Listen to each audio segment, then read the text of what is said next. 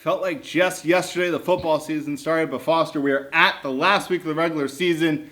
One more week until the playoffs. Hello, folks. I'm Josh Walfish, alongside, as always, by Foster Lander. Foster, we've talked about the Big East for the last 4 weeks, basically. Rocky Mount High, a big victory for them last week over Southern Nash, so we're just going to forget about the Big East for today. We'll start with Tarboro, the winner at the Two Rivers Conference. They travel to North Edgecombe, a big rivalry game.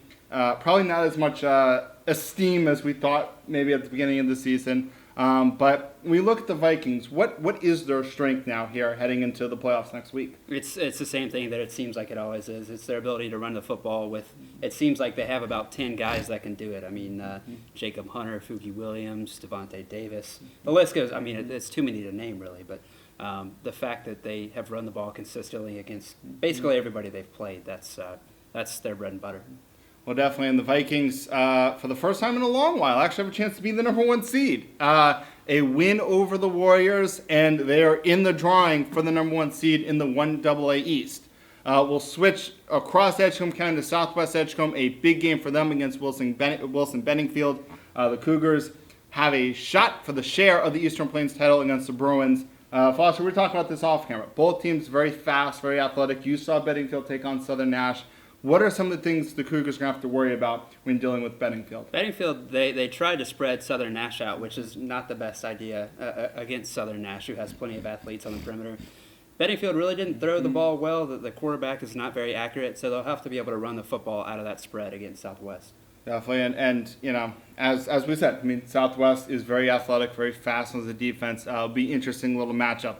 We'll end this video talking about the only playoffs game actually going on today. That would be Rocky Mount Academy traveling to Kinston Parrott in search of their third consecutive NCISAA state title. This one going to be at the 2A level. And I know you haven't seen much of the Eagles, but they lost to Parrott the first week of the season, lost to St. David's 2 weeks ago. Both those teams likely going to be in Rocky Mount Academy's path to another state title. How would you handicap the chances the Eagles have at repeating yet again? Well, Kinston Parrott came into Rocky Mount Academy the first week of the season and kind of signaled that there was a new sheriff in town, really. And Parrott and St. David's have been the class of NCISAA this year. A lot of letters. But I think Rocky Mount Academy is going to have a tough time tonight. Definitely. And one of the things that stood out to me from being at that first game, Rocky Mount Academy did not tackle the ball very well. They did not run the ball very well. Not having Jacob Brady in this game is going to be a difficult task for the Eagles to overcome. And obviously, if they can't tackle, Parrott should probably have an easy road to that state title game. But once again, folks, thank you so much for coming along with us in the regular season. Stay tuned tomorrow morning, Saturday morning. We will recap the entirety of the last week of the regular season. And then a week from today, we start talking about the playoffs.